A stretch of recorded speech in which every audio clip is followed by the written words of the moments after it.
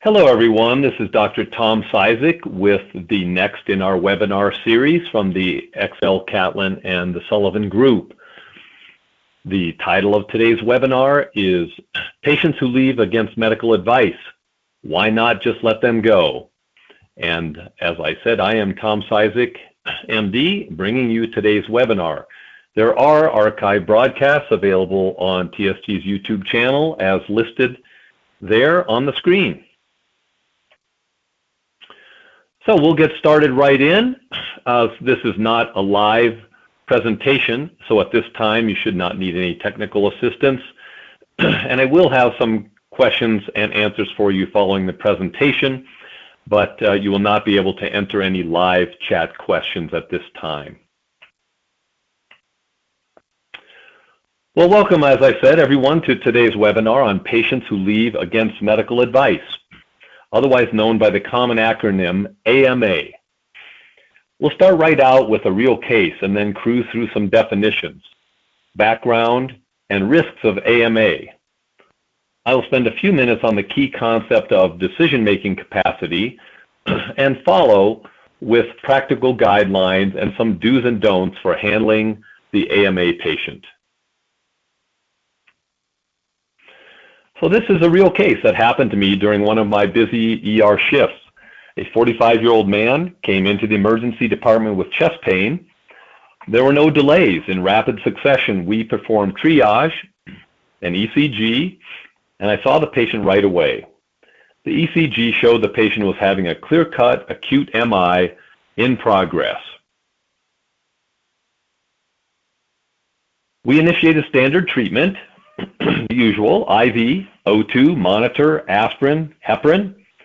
And my plan was, I did inform the patient he was having an MI and he needed to go immediately to the cardiac cath lab for angioplasty or PCI and would need to stay in the hospital. Well, so far, so good. To my amazement, the patient calmly told me he did not want to stay. His reason was that he needed to work today and also that he knows he can't smoke in the hospital anyway and feels like he really has to smoke. So what should I have done at that point? What would you do at this point? Here's your choices. A, prevent him from leaving. Call security and restrain him. B, call for psychiatric consultation. C, tell him he's an idiot and let him leave. D, let him leave after he signs an AMA form just that the nurse could take to him. Or E, other, something else that we might do. Well, I'll get back to you with the rest of that story later, but first let's stop and review a few basic definitions. AMA, left without being seen, and elopement. Against medical advice, or AMA, occurs when a patient requests to leave before the completion of their entire workup or treatment and makes this decision against medical advice. Left without being seen, or LWBS, is another category and refers to a patient who leaves before seeing the provider at all. So this may be somebody who came to the emergency department waiting room or even triage, may be placed in a room, but was never seen either by the advanced practice clinician or the physician.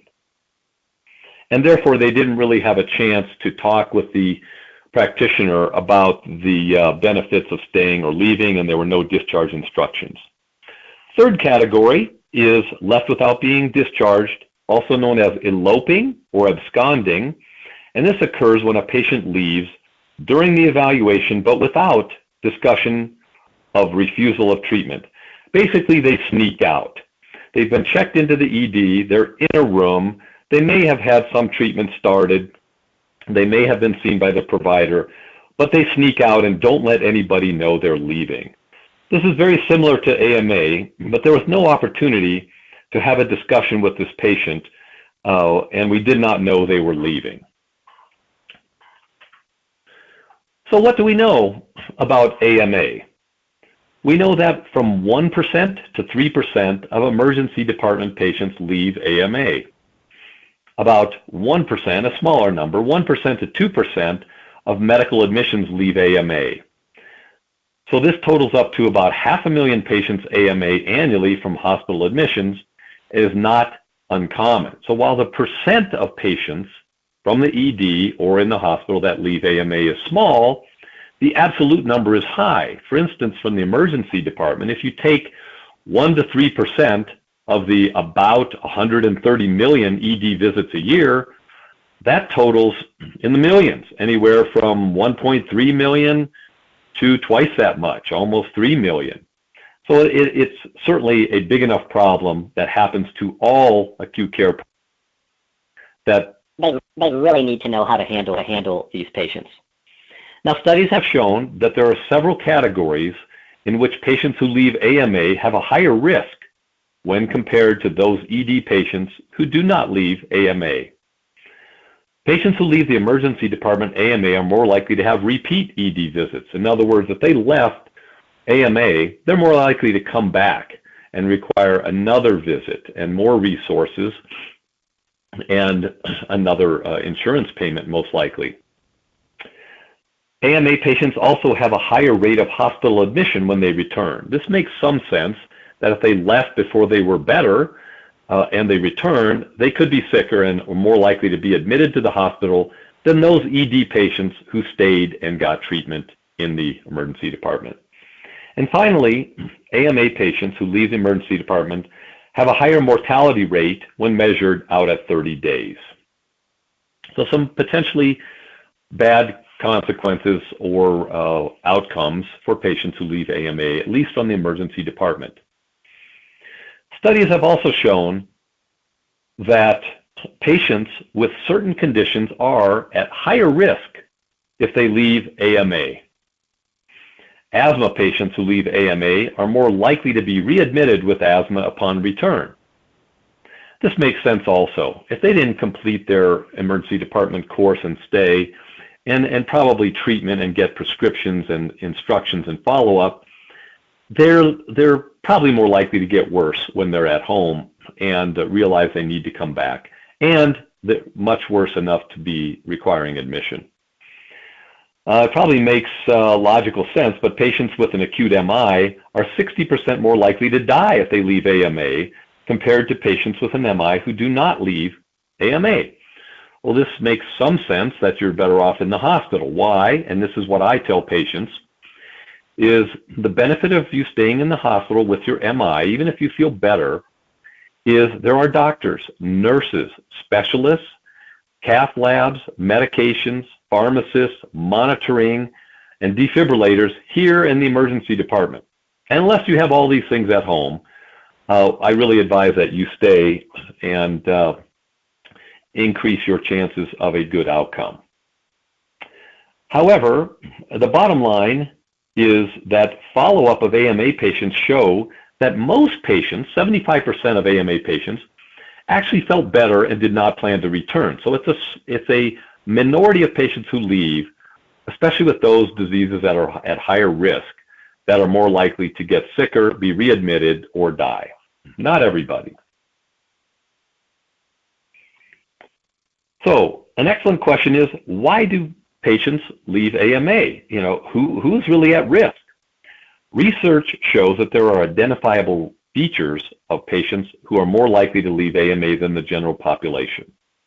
These groups include males, patients of younger age, patients with alcohol or substance abuse, patients who are seen on the weekend, or who have Medicaid or no insurance, and who seek treatment on the day they receive their welfare check. So some of these visits may not come across as really life or limb-threatening emergencies, more of a visit of convenience, say on the weekend, or if you a welfare check day, you can get in. But you realize that, wow, it's a busy day in the emergency department, I have better things to do, and you leave AMA. More seriously are the patients who have alcohol or substance abuse, clouding their judgment potentially, and their mental capacity, which we will discuss. So why do patients leave? Great question. Here's just a few of the reasons. We know who leaves now, and now why. For some, the wait is just too long to be seen or discharged. They really didn't expect to stay in the emergency department for 2 hours, 3, much less 5, 6, 7, or 12 hours, which sometimes is the case in a very busy emergency department. They may have obligations at home, legitimate obligations, such as care of an elder relative, pet care, told somebody they'd meet them there, other appointments, or child care, where they have to pick their child up from school or elsewhere. And do not underestimate these obligations that affect patients' reasoning to leave AMA. Another category is that expectations may not be met. They came in expecting a certain level of care or certain tests to be run, certain imaging, they wanted an MRI, or classic would be that they expected to be admitted. We call this the positive suitcase sign, where they bring their suitcase ready to stay in the hospital for further workup, and upon learning that they're not likely to be admitted, may want to leave against medical advice because we did not meet their expectations. Another simple reason is the patient may want to leave AMA because of a conflict with a staff member, one or more staff members they're not getting along with, not communicating well, or there's lack of empathy on both sides. Patients may simply have felt better during their evaluation and realized that, boy, I don't really need to be here. My abdominal pain, excuse me, or whatever chief complaint has gone away, and they want to go home. Or they changed their mind. They just really didn't want to be here. They realize there's much sicker patients. I get this too, feedback from patients where they go, gosh, I didn't realize how sick everyone was. You have better things to do. I'll go to an urgent care. I'll go to my physician, or I'll come back later. So now that we've discussed who leaves AMA and why, we need to consider some of these key issues related to AMA. The first is the overriding principle of a patient's autonomy. This refers to the right of an individual, any individual, to determine what happens to them, not only in the medical arena, but anywhere in their life. But in this instance, specifically, a patient can determine what happens to them as far as medical evaluation, what treatments they will take or not, and what procedures they agree to or not. So autonomy is a key principle and issue. The second key issue is that of decision-making capacity. And I will spend the next few minutes explaining capacity and talking about how to determine that. A third key issue is that of communication with the patient. We have to be certain to relate essential information to the patient so that he or she can make an informed decision. It's not fair just to blurt out some medicalese diagnosis and say, you've got gorilla-cystitis and you need to stay in the hospital. Well, it takes a little more explaining what they have and some other key details about the diagnosis and the expected treatment and outcomes so that the patients can make an informed decision. This is really up to us as providers to do. And last but not least is documentation of important details. Have to document in the chart all this process of AMA. So now we turn to capacity versus competency. I think the central issue of the AMA problem that relates to patient safety and risk is that of decision-making capacity. So let's go back a little bit and look at some definitions just so we're clear going forward, not to bog you down. So we hear the terms capacity and competency, and I'm certain that these terms are confusing to most people, and they have been to myself included. So first off, what is capacity? It is the patient's ability to understand and appreciate the nature and consequence of his or her decisions and form rational decisions based on this information. It is this ability, the patient's capacity for decision-making, that we are most concerned with when we talk about AMA process. Now, contrast that to competency or incompetency, and this may involve some degree mental capacity, but this is a legal term that's determined by a court or judge who, in a legal sense, determines whether a patient or an individual is competent or incompetent enough to, quote, stand trial make decisions, handle their finances, etc. This is not quite what we are concerned with is competency, but more capacity. Now back to capacity. It's not just a psychiatrist who can determine the capacity of a patient. Ultimately, it's up to the treating physician for that patient at that time to determine the capacity in a given case and situation. All healthcare providers involved in that patient's care that day play a part. The nurses can contribute to actually determining the patient capacity, but again, ultimate responsibility is for the physician or advanced practice clinician in charge at that time. When faced with a patient who wants to leave AMA, it's crucial that the provider determine whether or not the patient has capacity to make the decision. There are 4 elements of capacity, which when you think about them, they make common sense. So this is really not too much jargonese, it's more common sense. So first, the individual must understand the information delivered. If they don't understand what you're telling them, and you've explained it well, then this is really lacking an element of capacity, one of the basic ones. Secondly, the patient must appreciate how this information you've just provided actually applies to them, and it applies directly to the situation at hand that day. Third, the patient must possess the ability to reason and decide appropriately. They don't necessarily have to agree with you, but they have to exhibit sound logical reasoning to make a decision that seems appropriate considering the information and the severity of the decision. Fourth, and perhaps most obvious, is the patient must be able to communicate their decision to you. So that seems like an obvious as well. So now that we know the definition and 4 elements of capacity, the more difficult task is to determine really whether a patient in a particular situation has capacity or not. Now remember how important this is. It's a really key branch in the algorithm. If the patient is deemed to have capacity, as you determine it as the provider, they can leave AMA. However, if they're impaired or lacking capacity, then leaving AMA is a big problem. This doesn't mean that absolutely they can't leave AMA and that you have to restrain them, but it means that you have to go further down the algorithm and see just how severe the risk is if they leave and severe the problem is. So from a practical standpoint, there are many conditions, just as an illustration, that may impair a person's capacity for decision making. This is to bring it to life. What do we encounter that actually could cause a patient to be impaired or not have capacity? Well, an obvious one we're all familiar with, would be intoxication by alcohol or other substance. Second would be an underlying cognitive or neurologic disorder, such as dementia. Mental illness, such as psychosis or anxiety, and sometimes even pain, can be so severe as to impair a patient's decision-making at the time.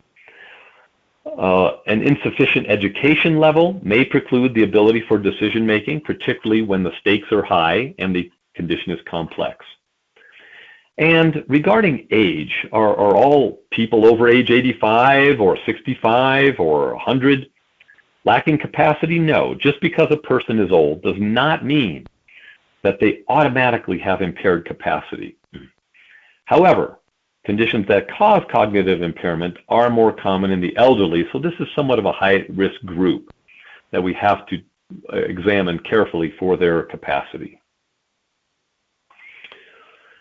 Well, what about special populations, special patient populations and situations?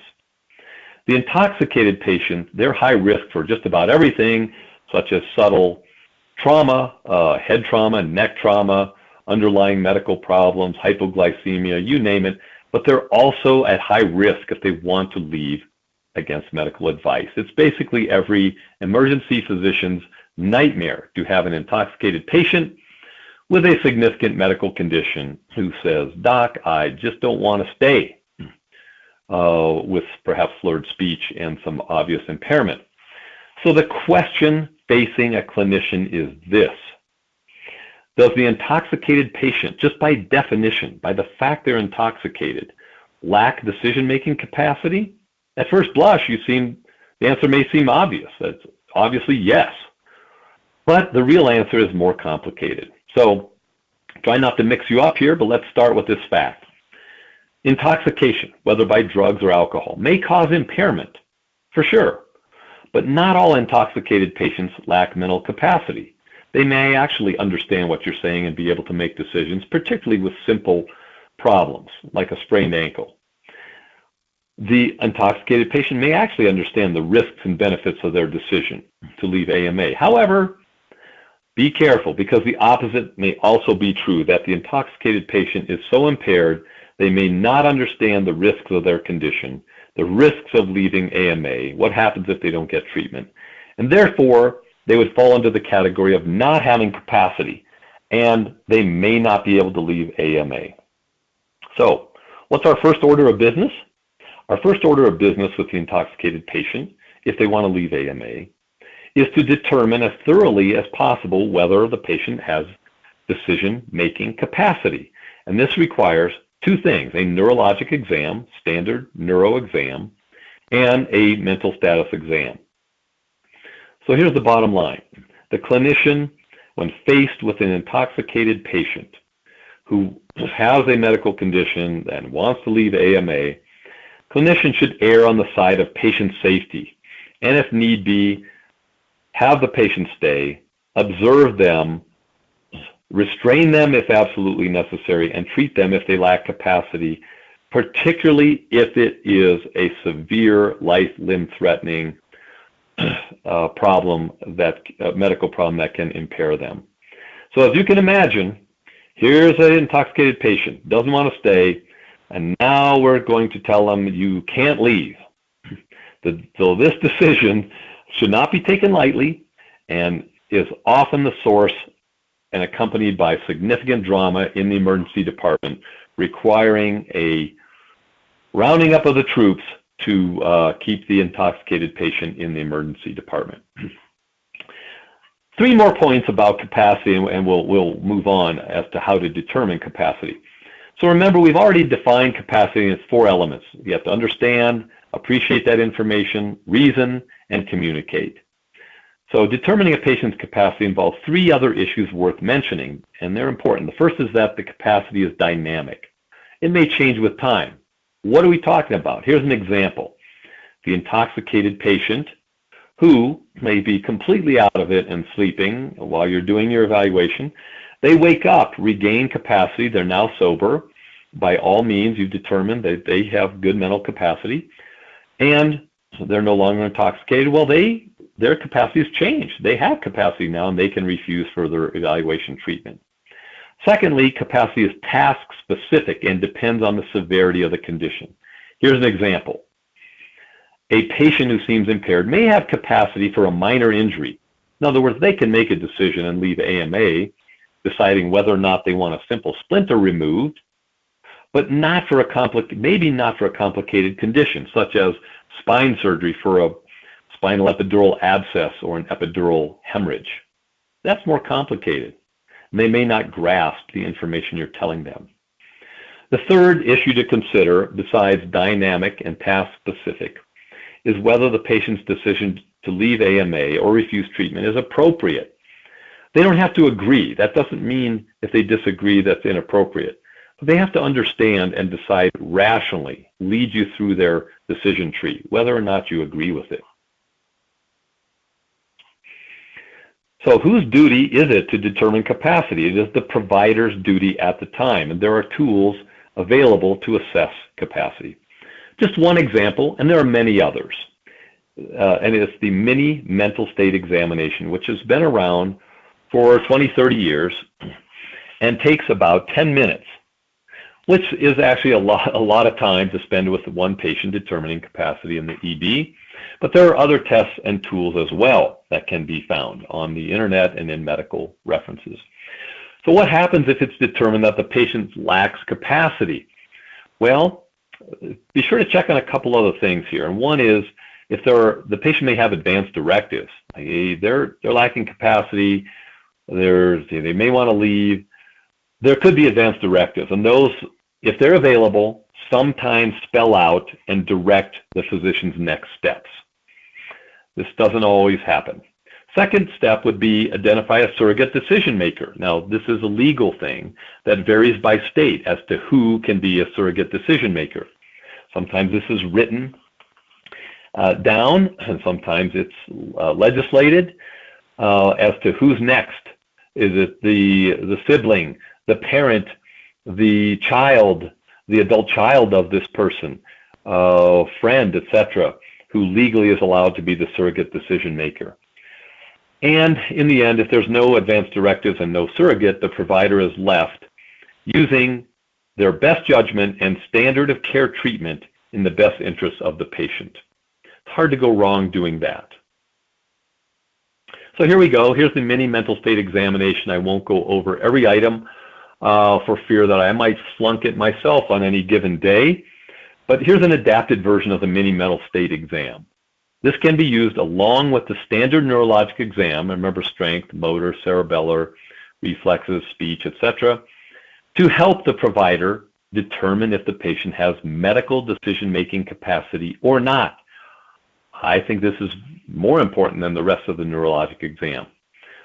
This test and others test patients' cognitive function, including orientation, attention, recall, language, and other functions.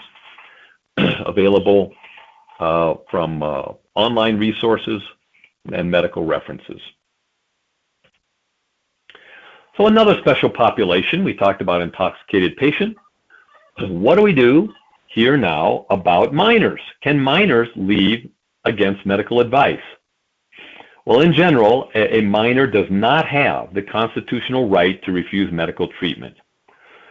Parents can also not refuse medical treatment for their child in generally two circumstances. One, if refusing medical care places the child's life at risk, or refusing medical treatment results in a threat of serious impairment to the child.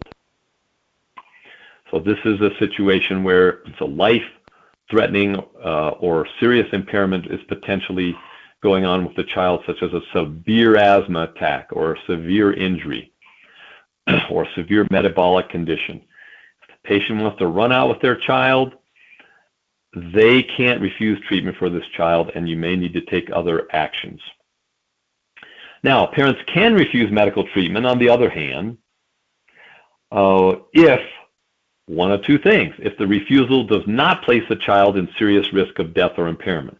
Say they have a minor laceration, or something that you have determined by looking at them or examining them in your best judgment that there is not serious risk of death or impairment. Parent can in general refuse medical treatment, and they have to also, the refusal by the parents has to be informed. You have to tell the parents what could happen if we do nothing, what happens if they go home, what the risks are of this condition getting worse, and the time frame of such. So a physician in most states, I would probably guess in all of them, I'm not an attorney, but may take temporary protective custody, and if they do so, they are protected from civil and criminal liability because they are doing this in the best interest, in their professional judgment, in the best interest of the child's welfare. Just as with the intoxicated patient, telling a parent they cannot take their child home can set up a dramatic conflict and a difficult decision that can cause significant drama in the emergency department. So learning being trained how to handle these situations and getting backup and recruiting family and friends in these situations is certainly advisable because they're emotionally very difficult. So now what? The patient refuses treatment or admission. Now what? At this point, we know the definitions, we know who leaves AMA, why they leave, and we talked ad nauseum about the importance of determining a patient's decision-making capacity. Well, let's work through what to do and not to do when a patient wants to leave AMA. So, what do? Do we run and hide? This is like a fight or flight reaction. So the situation is the nurse comes to the documentation station, nursing station, and says to the physician, hey, the patient in room 8 wants to leave. They don't want to stay. They want to leave AMA. And sometimes your first emotional reaction is fight or flight. You want to avoid the situation, run away from it, or fight them. Go argue with the patient and say, how dare you ignore my advice based on 14 years of training and 30 years of experience, and become indignant. What to do? No. If at all possible, if you're not tied up with some other emergency, even though these are difficult patient encounters, they only get worse if you ignore them. Swallow hard, get up and go towards the problem, okay? Not in an angry fashion, not with an attitude. Take a deep breath. If possible, drop what you're doing. Go calmly talk to the patient. Secondly, if the patient has capacity, can we force them to stay? No. So it's unwise, and I would advise not to get angry or use threats, coercion, or manipulation. Just not a good idea. Remember, bottom line, the patient, if they have capacity, has the right to refuse any and all testing, procedures, admission, and even life-sustaining treatment, even if it doesn't make sense to you. It's the right of self-determination that you cannot override. You can try. So here are 5 things that a clinician should address in his or her communication with the patient who's leaving AMA. So you're talking with the patient now, you're in the room, you're calm, there's no fist fighting going on, and the patient is intently listening as my patient with the MI sat there calmly, and here's what I'm going to tell them and what a clinician should tell them. Tell them the diagnosis, at least what the working diagnosis is, or potential possibilities. I think, well, I'm certain you have a heart attack, or I think you may have sepsis, or all evidence point towards a serious infection or traumatic injury that you need to stay for. Second thing, what's the recommended treatment? You know, the patient may just be frightened to death, and you just need to tell them, here's what we're going to do. We're going to take some x-rays, draw some blood. It's going to be virtually painless. And then I'm going to treat you with IV medication, antibiotics, or whatever the treatment is. Spell it out. Let them visualize what the remainder of their stay will be like. You may overcome some of their fears and fear of the unknown. It's a scary, unscheduled experience for them to come to the ED. Third, tell them the risks and benefits. So tell them the benefits, communicate in plain language as you can, not medicalese. The benefits of your proposed treatment. How soon you think they're going to get better. What the likelihood of the treatment is that is going to help them. What the side effects of treatment. And on the same token, the risks if they leave. If we do nothing, this is what's likely to happen, and this is your risks. It kind of goes into number 4, the likely outcome of both the proposed treatment and doing nothing if the patient leaves. And finally, which we often leave out, what are the alternatives? Maybe there's something a little different or a little less we could do. Maybe if the patient has appendicitis and they absolutely refuse surgery for whatever reason, perhaps you could tell them, look, we'll keep you in the hospital, we'll give you IV antibiotics. There's a risk to that, but this is an alternative we could do. Or you could come back in an hour, including, we have to tell them the alternatives of doing nothing, okay? So those are the 5 key things. Now, the provider should inform the patient in plain terms the potential consequences if the patient leaves AMA. So here's the phrase I use. I often use the following phrase. So, Mr. Smith, it looks like you're having a heart attack or whatever condition, fill in the blank. If you go home, you may have more pain. You may get sicker. You may become permanently disabled or even die. The point is to avoid the situation later after this encounter when a patient might say, perhaps in a lawsuit or in a complaint, but the doctor didn't tell me that could happen. You want to be sure and spell it out. Now, this seems like we could get into a conflict with patients and almost threatening them. If you leave, you could die. and you want to give them the autonomy to be able to leave.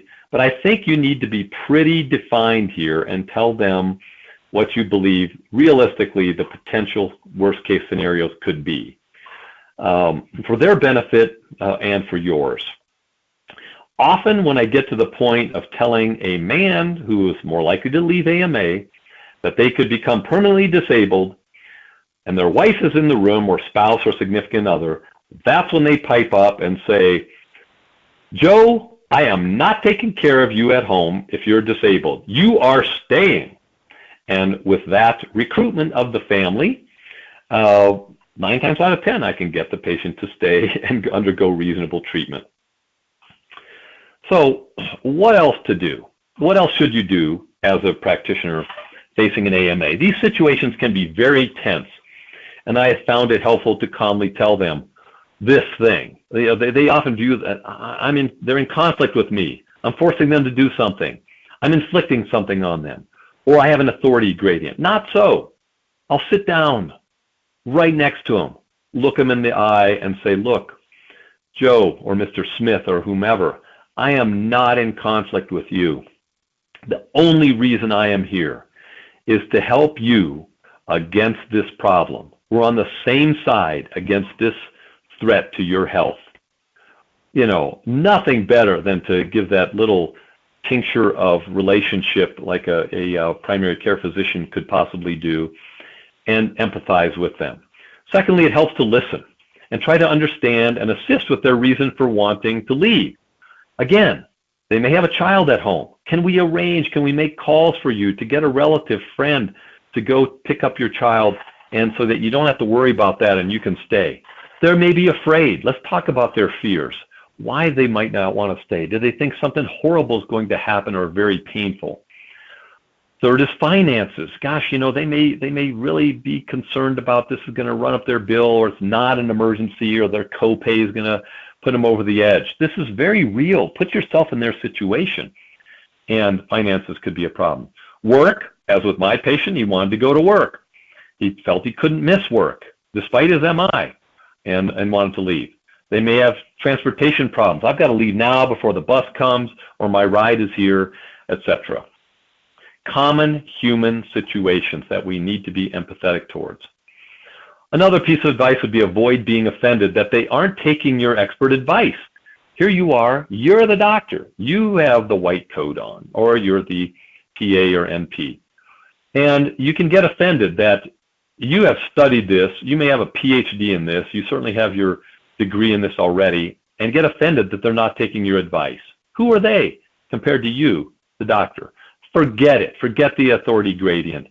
Offer them, understand what they're talking about, and offer them whatever testing, procedures, and treatment that they will accept.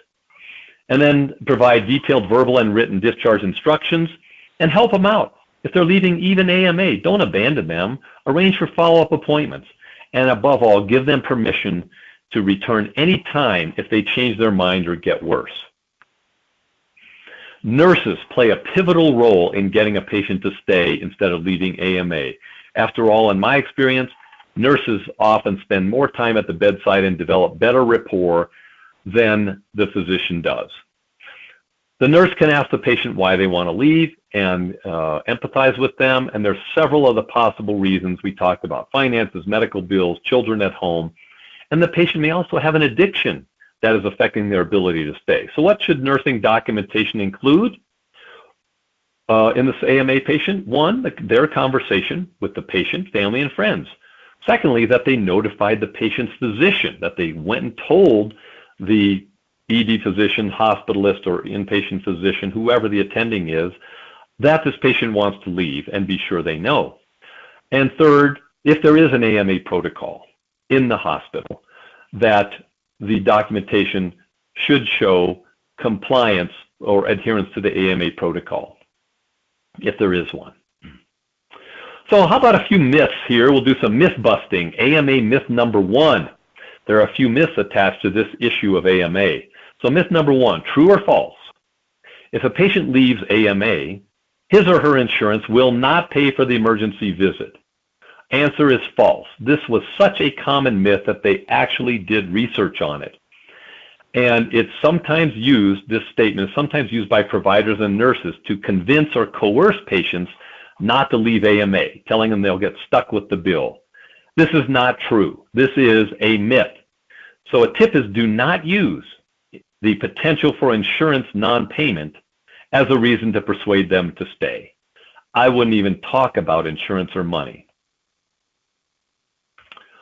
AMA myth number 2, which I call the all or none myth. True or false? If the patient refuses part of the recommended evaluation or treatment, then you might as well not provide any care at all. Just stop. The answer is false. This is a myth. A patient who has capacity may refuse some or all the tests or treatment, but you should continue with whatever appropriate treatment and evaluation that the patient will allow. To this point, now we've been talking about the patient who wants to leave the ER or hospital. There's a subset of patients who don't want to leave, but they want to refuse parts of your recommended testing, procedures, or treatment, okay? So, for example, lumbar puncture, spinal tap. You may have a patient who say, gosh, you know, you have such a bad, severe, sudden onset of headache. We really need to do a lumbar puncture to definitively rule out a subarachnoid hemorrhage, as an example. Patient hears the word lumbar puncture, spinal tap, and thinks you're about to cut him in half. Out of fear, they'd say, no, I don't want to do that. And after informed refusal about the risks, benefits, a patient with capacity can refuse any or all of your potential and well-advised treatment or investigative testing. So this will happen with lumbar puncture, or I don't want that wound sutured because it's going to cost too much, or I don't want a particular catheter or surgery. So what do? You utilize the same steps for this partial refusal of care as you would for the AMA patient. So inform the patient of the benefits, risks, and alternatives to the test or procedure. And again, they may have a fear of this test or procedure. Do your best to make them comfortable. For LP, I'll tell them, look, let's give you a little sedation here so that you're not so anxious and concerned if it's appropriate. So what about legal immunity or the AMA process, as I say here? Is it the royal road to legal immunity?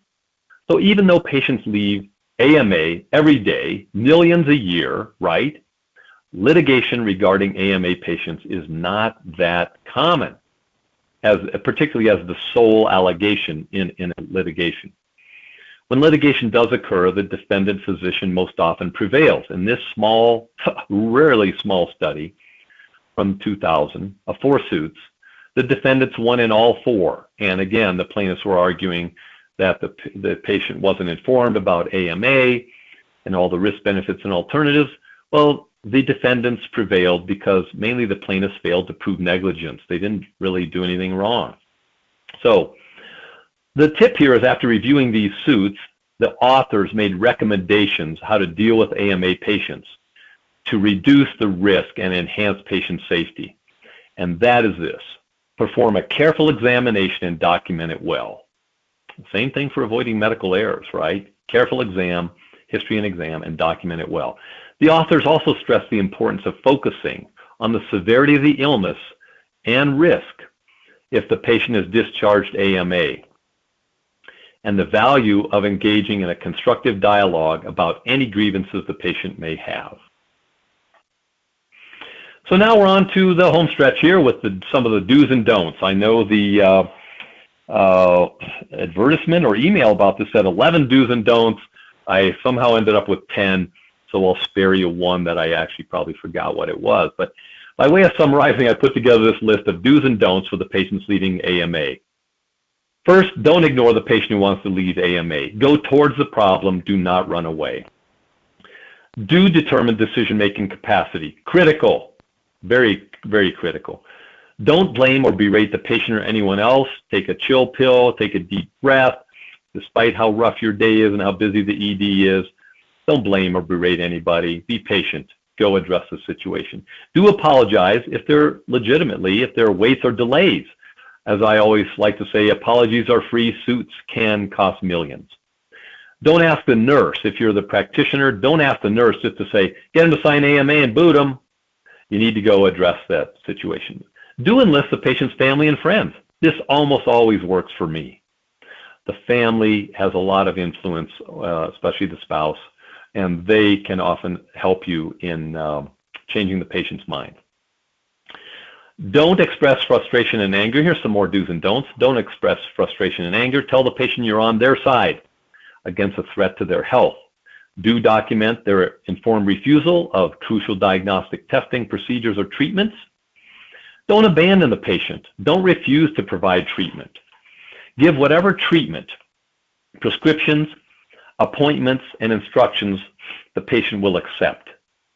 And in the end, for everyone's sake, do document the details of the AMA encounter. You may actually have a template that you could fill in the blanks, and I'll show you one on the next slide or two that will suffice as an AMA documentation template. And speaking of the devil, here's a sample AMA chart documentation, which you can abridge or adapt any way you want. So in the world of risk and litigation, we know the saying, if you didn't document it, you didn't do it. The same theme applies to AMA as well. So I've constructed this template for clinicians and hospitals to modify and use as a sample of the minimum documentation that should take place. You can add to it, subtract to it, customize it any way you want. Basically, it's a restatement of all the recommended actions a provider should take in the AMA patient encounter. I won't go through all of them because we have talked about them a bunch. Again, this is available if you get back to us. Happy to send you this. Now, what about if the patient just refuses a test or procedure, like a partial refusal? They don't want to leave AMA, but this is a sample informed refusal documentation. So in a similar fashion, this can be used to document this encounter if they decline a test or procedure for whatever reason. The same basic principles apply. Communicate, empathize, reason with the patient, explain, and continue to provide whatever testing and treatment they will allow. Again, this template and the one on the previous page, they're available for anyone to modify or utilize upon request. So, in case you've forgotten, we left my patient about 45 minutes ago with chest pain and acute MI hanging there patiently waiting for my response. So let's go back and face that challenge. So recall, this patient wanted to leave because he did not want to miss work and could not smoke in the hospital. By the way, his work was that of delivering a newspaper route. Okay, he did not want to miss that route. He had responsibility to his client. And he knew he couldn't smoke in the hospital, and he sat there on the gurney with a pack of cigarettes between his legs. So I explained the risks of heart attack, muscle damage, severe pain, chronic disability, and death with the nurse as a witness. I determined that the patient had full mental capacity to understand the severity of condition, risks, benefits, alternatives. He could easily explain all this back to me. Was a kind, humble gentleman, and it was my determination he had mental capacity, and I documented everything. So the final outcome, exit stage right. After all my efforts, twice, 3 times, he would listen to me. He simply replied, "Doc, I understand and I know you're trying to help, but I just can't stay." So with that statement, he plucked off his monitor leads, grabbed his pack of cigarettes, thanked everyone, and walked out the door. I never saw him again. So in the end, this sentence or saying kind of sums things up for AMA. Medicine is a balancing act between the patient autonomy, what they think that they want to do, and their ability to control their own actions and decisions, and a balancing act between that and our desire and duty for beneficence. Sometimes the scales tip in favor of autonomy. It just doesn't seem to make sense, but sometimes the patients just want to go. We do our best. We've trained our whole lives and careers to help people, and explain, communicate, and if we've done our job, sometimes we just have to chalk it up. I would stress one other thing, and that is as they leave, do not intimidate them. Let them know, hey, Joe, as I told them, Joe, if you change your mind, for any reason, come on back. I'll be here or one of my colleagues, and we're happy to have you back. No questions asked anytime. That's critical. So I did get, there's no ability to call in live questions and answers, but I did get a few in the remaining few minutes and have a few questions here that I can answer for you. One listener asked the following. You mentioned that malpractice suits regarding AMA are not common. Well, what is the significance of the AMA issue when it is part of a claim? Great question. How is this used? Well, first off, I don't think there's a lot of data regarding the role of AMA in malpractice suits. So my answer is based on mostly personal observation and analysis of hundreds of cases. So while the AMA issue may not be the primary allegation or reason for a malpractice claim, I think it can be a contributing factor. Here's how. We know that patients who sue are dissatisfied with something. The care provided, the outcome of their care, or a medical error, something. And we know that happy patients don't file suits. So patients who leave AMA are usually dissatisfied with something, and if you add their dissatisfaction, leaving AMA to an adverse outcome that happens later, these are the ingredients needed to consider a claim or suit. So here's a real live example. An elderly woman with pneumonia was discharged from the ED and died within days. Didn't come back. Well, came back in extremis. The family sued the emergency physician claiming negligence and that the physician did not fully inform the patient or family of the risks of going home. So on the other hand, the defendant physician testified that she did warn the patient of the dangers of pneumonia and even recommended hospital admission. Here's the problem. The physician did not document this discharge process well. So the trial hinged on a he said, she said kind of thing. The credibility of the physician versus the now deceased patient and family. Although the jury found in favor of the physician, this case would never have become a suit if there had been ironclad documentation of this discharge process, which included this issue, somewhat peripheral though, of the patient essentially leaving against medical advice. So that's kind of the role AMA issue may take as part of a claim. So second question, does AMA pose any risk or safety issues for patients other than the risk of a malpractice claim or suit? Good question. So as I already mentioned, the AMA issue can play an important part of malpractice claims. Aside from that, patients who leave AMA should concern hospitals and physicians for several other reasons. First, the rate of patients leaving AMA is tracked as a performance metric in most hospitals. So a high rate of patients leaving AMA can be kind of a surrogate measurement for dissatisfaction or operational problems. So this high AMA rate, if it's more than just a few percent, can mean there are problems with clinical operations and throughput. Now this may reflect on a number of causes: inadequate staffing with nurses, inadequate physician staffing, a faulty process that results in delays, avoidable delays, and waits for the patient. So a high AMA rate, aside from the fact that it could be related to litigation uncommonly, could be the result of suboptimal clinical processes and operations. We certainly want to look at those. Secondly, patients who leave AMA, they're usually dissatisfied, as I mentioned, or they would have stayed. So dissatisfied patients, as any customer does, what do? They spread the word to friends, relatives, and neighbors, whether by word or mouth, or worse, in response to patient satisfaction surveys. So high AMA rate can result in poor patient satisfaction ratings in one sense or another, and we don't want that.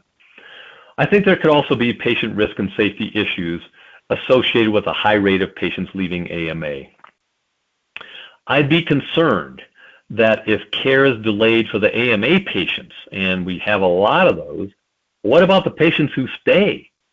Is their care delayed also? Is their process suboptimal? So particularly for time-sensitive conditions in the emergency department and inpatients, such as trauma, MI, stroke, sepsis, avoidable delays are not a good thing for the AMA patient, but they're not a good thing for patients who stay either. All right, so last question and third question is, what can a hospital do if they have a high rate of AMA? Well, there's varied responses to this, and if it's in the ED, sometimes the ED group is held singularly accountable, when in reality, I think it is a multifactorial problem. So first off, don't panic about the high rate of AMA, but do take action. There'll always be a baseline of patients who leave AMA, and not because of your fault, not because there are delays, dissatisfaction, but just simply because they don't want to stay or they've changed their mind. No matter what we do, there's going to be a baseline of patients who leave AMA. We want that to be as low as possible. So the key is to minimize the AMA rate. Show me an ED that has 20,000 visits or more and 0 patients who leave AMA, and I'll buy them a beer. Anyway, keep in mind that multiple reasons patients leave AMA, and think about these reasons and match them against your existing processes. So a high AMA rate is usually multifactorial, as I said, and not the fault of any one single employee or single process. So start by looking closely at clinical operations, the throughput, and analyze this in your unit, whether it's the ED or ICU or inpatient floor. And analyze it. Are there delays in patient care that can be reduced or eliminated? Here's an example in our own emergency department, 60,000 plus ED visits a year. We closed the waiting room and implemented a pull till full, bring the patient right back initiative over time. And we cut 20 minutes off the average ED length of stay. With it, plummeted the left AMA rate as well. So patients were more satisfied coming in quickly, being seen quickly, and delays was eliminated as a length of stay was eliminated as their chief reason for leaving. In fact, I actually had patients come up to me after a very quick evaluation and discharge saying, but I don't think I stayed long enough. Those are the kind of complaints you want. Examine if your staffing is adequate. Are there avoidable delays in staffing due to staffing, but also in all the other ancillary services, lab, radiology, pharmacy, etc. These all play a big part in a patient's ED or hospital experience. So if AMA is a big problem at your hospital, consider convening an AMA summit involving, in a blame-free fashion, all the stakeholders involved at your institution, and use some of these best practices, algorithms, and initiatives to improve your AMA problem. Once you've looked at all your operations, consider AMA training. So this would consist of training employees and providers how to handle the AMA patient. Do some role playing. Happy to find some people that act angry and dissatisfied and run out the door. Use that for training purposes. A critical part of this training also involves the proper documentation of the AMA issues. So with that, I will thank you all for your kind attendance and interest in this problem. If you have further questions regarding the Excel and Sullivan Group presentation today or other presentations, please contact Brant Roth. There's his email address. And please contact your Bermuda brokers for more information about our partnership. Thank you very much for attending, and it was my pleasure to speak with you today.